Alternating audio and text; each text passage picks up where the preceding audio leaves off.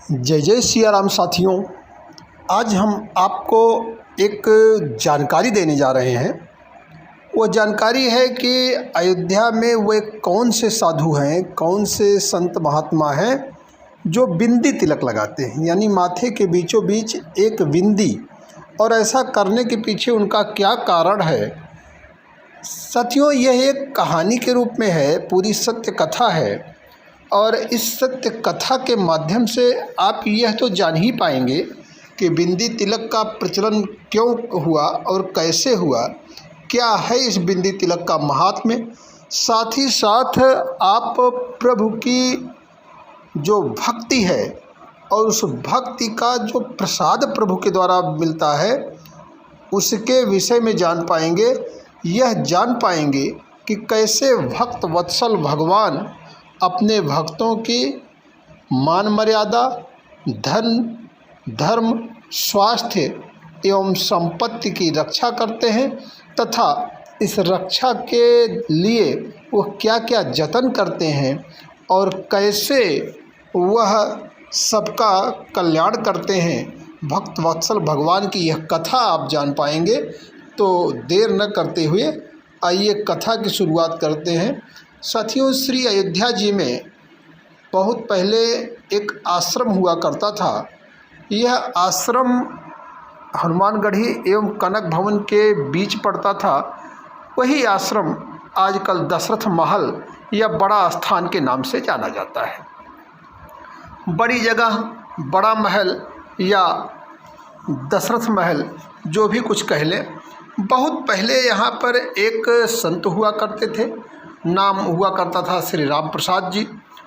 उस समय अयोध्या में न तो इतनी कोई भीड़ भाड़ होती थी, न इतना कोई चढ़ावे दान पुण्य का प्रचलन था, और एक फांका मस्ती का जीवन था। साधुता जो है उस समय त्याग एवं तपोबल की चीज़ थी। उसमें किसी प्रकार का भोग शामिल नहीं था। भोग था तो केवल प्रभु का और बाकी सबके लिए प्रसाद था। तो इस मंदिर में, बड़ा स्थान में, यानी कि उस समय के इस आश्रम में भी यह चारों भाई मर्यादा पुरुषोत्तम प्रभु श्री राम, लक्ष्मण जी, भरत जी, शत्रुघ्न जी निज निज पत्नियों के साथ विराजमान होते थे। हनुमान जी की भी सेवा यहाँ होती थी। चूँकि इस आश्रम में रहने वाले सब के सब फक्कड़ संत थे, तो नित्य मंदिर में जो कुछ भी चढ़ावा आ जाता, उसी चढ़ावा से इन लोगों का निर्वाह होता था और उसी से मंदिर का एवं आश्रम का खर्च चलता था। होता ये था कि जितना भी चढ़ावा आता था वो समीप ही रहने वाले एक पलटू बनिया के यहाँ भिजवा दिया जाता। पलटू बनिया उस चढ़ावे से के हिसाब से मंदिर में कुछ राशन या रसद भिजवा दिया करते थे और भी ज़रूरत की चीज़ें, और उसी से प्रभु का भोग प्रसाद बनाया जाता, प्रभु को भोग अर्पण किया जाता। सारे लोग प्रसाद पा लेते और संतुष्ट रहते थे। हुआ यह कि एक आध दिन ऐसा आया कि जब कोई चढ़ावा आया ही नहीं, कोई संपत्ति ये लोग, कोई संचित पूंजी, संचित धन ये रखते नहीं थे। फिर ये हुआ कि राम प्रसाद जी तक सूचना गई कि आज तो कुछ है ही नहीं है, चढ़ावा ही नहीं आया है। तो राम प्रसाद जी ने अपने दो चेलों को, आश्रम के दो साधुओं को कहा कि पलटू बनिया के यहाँ जाइए, उनसे कहिए कि कुछ राशन उधार दे दे, तो कम से कम ये हो जाएगा कि आज का भोग प्रसाद बन जाएगा, प्रभु को अर्पण हो जाएगा। कम से कम प्रभु को तो भूखे नहीं रहना चाहिए। साधु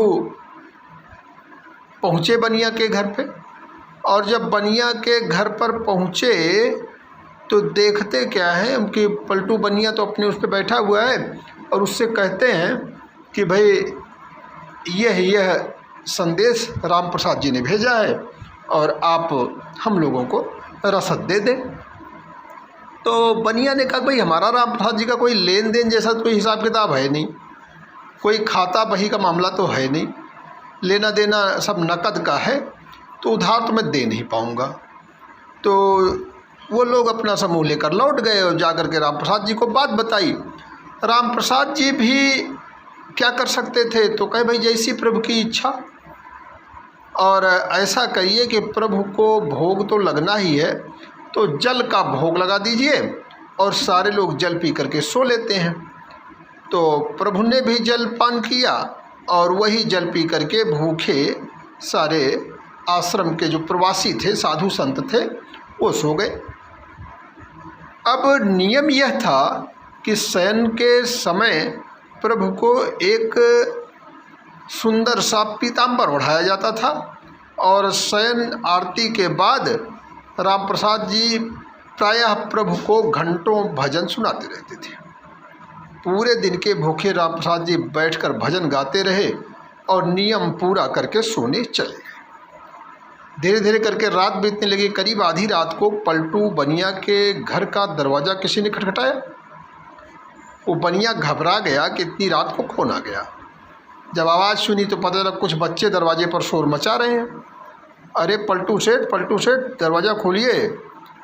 पलटू बनिया हड़बड़ा कर खींचते हुए दरवाज़ा खोलता है तो देखता क्या है कि ज़रूर ये, हालांकि मन में विचार था जरूर ये बच्चे शरारत कर रहे होंगे, अभी तो इनको अच्छे से डांटूंगा। परंतु जब दरवाज़ा खोला तो देखता क्या है 4-5 लड़के जिनकी अवस्था 12 वर्ष से कम की होगी, एक पीताम्बर ओढ़कर खड़े हैं। वे चारों लड़के एक ही पीताम्बर ओढ़े थे। उनकी छवि इतनी मोहक, इतनी लुभावनी थी कि न चाहते हुए पलटू का सारा क्रोध प्रेम में परिवर्तित हो गया और वह आश्चर्य से पूछने लगे, बच्चों कौन है आप और इतनी रात को क्यों शोर मचा रहे हैं? बिना कुछ कहे बच्चे घर में घुस आए और बोले, हमें राम प्रसाद बाबा ने भेजा है और ये जो पीताम्बर हम ओढ़े हैं इसका कोना खोलिए, इसमें 1600 रुपये हैं, निकालिए और गिनिए। ये वो समय था जब आना और पैसा चलता था। 1600 रुपये तो उस समय बहुत बड़ी रकम हुआ करती थी, बहुत बड़ी बात थी। जल्दी जल्दी पलटू ने जब पीताम्बर का कोना खोला तो उसमें सचमुच चांदी के 1600 सिक्के निकले। प्रश्नवाचक दृष्टि से पलटू बनिया उन बच्चों को देखने लगा। तब बच्चों ने कहा, इन पैसों का राशन कल सुबह आश्रम भिजवा देना। अब पलटू बनिया को थोड़ी शर्म आई कि मैंने आज राशन क्यों नहीं दिया। लगता है महंत जी नाराज़ हो गए, इसीलिए रात में इतने पैसे भिजवा दिए।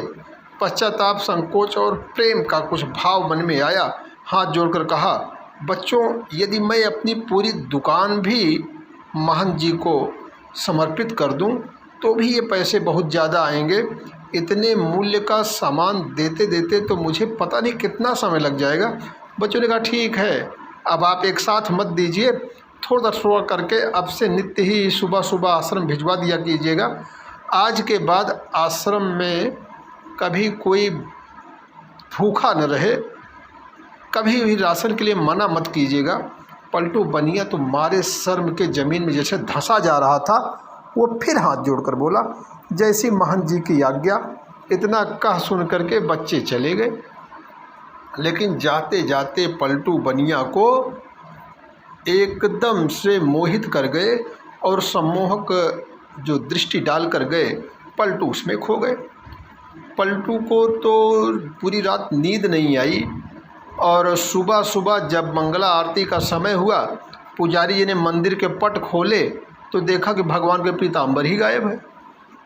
उन्होंने बात राम प्रसाद जी को बताई तो सबको लगा कि कोई चोर रात में पीताम्बर चुरा ले गया। जब थोड़ा दिन चढ़ा तो गाड़ी में ढेर सारा सामान लदवा कर हाथ जोड़े हुए पलटू बनिया आश्रम पहुँचे और सीधा राम प्रसाद जी के चरणों में दंडवत हो गए, क्षमा याचना करने लगे। तो राम प्रसाद जी को तो कुछ पता ही नहीं था। वे पूछे, क्या हुआ? अरे किस बात की माफ़ी मांग रहे हो पलटू? पलटू बनिया उठे और कहे, महाराज रात में पैसे भिजवाने की क्या आवश्यकता थी? मैं क्षमा मांगता हूँ, मैं हाथ जोड़ता हूँ, पैर पड़ता हूँ, कान पकड़ता हूँ कि आज के बाद कभी भी राशन के लिए मना नहीं करूँगा। और ये रहा आपका पीताम्बर, वो बच्चे मेरे ही यहाँ छोड़ गए थे, बड़े प्यारे बच्चे थे, इतनी रात को बेचारे पैसे लेकर आ भी गए। आप बुरा न माने तो मैं एक बार उन बालकों को फिर से देखना चाहता हूँ। जब राम प्रसाद जी ने पीताम्बर देखा तो उन्हें लगा कि यह तो, पहचान गए कि यह तो वही मंदिर का पीताम्बर है जो गायब हो गया था। अब वो पूछे कि ये तुम्हारे पास कैसे आया?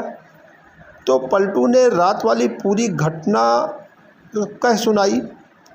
राम प्रसाद जी भागे भागे जल्दी सीधा मंदिर जाकर भगवान के पैरों पर गिर पड़कर रोने लगे कि हे भक्तवत्सल दीनानाथ करुणानिधि, मेरे कारण आपको आधी रात को इतना कष्ट उठाना पड़ा, और कष्ट आपने उठाया सो उठाया।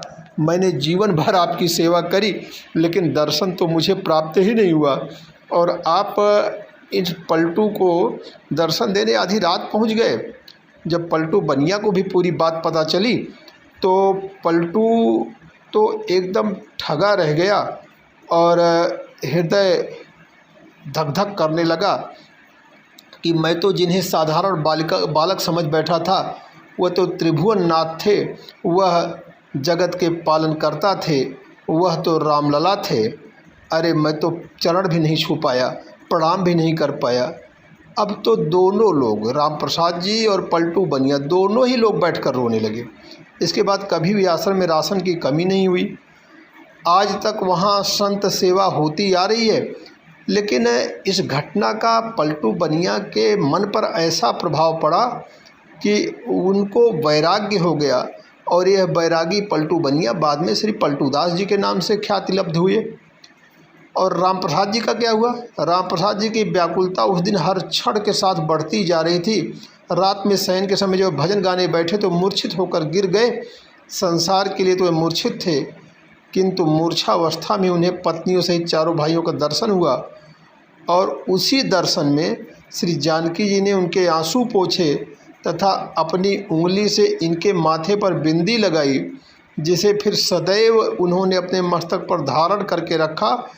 उसी के बाद से इनके आश्रम में और उस आश्रम से जुड़े सभी संतजन, भक्तजन एवं अन्य जो दर्शनार्थी आते हैं, श्रद्धालु आते हैं, उन सबको भी गोल बिंदी का तिलक किया जाता है। अयोध्या में बिंदी तिलक तो यहाँ शुरू हुआ, लेकिन अन्य तमाम प्रकार के तिलक जो संत महंत प्रायः अयोध्या में एवं देश के अन्य तमाम अखाड़ों में लगाते हैं, अन्य जगहों पर लगाया जाता है। उन सब तिलक का क्या महात्म्य है, क्या उसके पीछे धारणा है, क्या कथा है, वो सब फिर कभी अगले वीडियो में सुनाएंगे। अगर यह वीडियो अच्छा लगा हो तो कृपया सब्सक्राइब कर लें चैनल को, लाइक करें वीडियो को, और अपने बहुमूल्य कमेंट से हमें हमारा उत्साहवर्धन करें। कमेंट में जय सिया राम लिखना न भूलें। आप सब पर प्रभु रामलला सरकार की कृपा बनी रहे। आप सबको एक बार फिर से सादर जय जय सिया राम।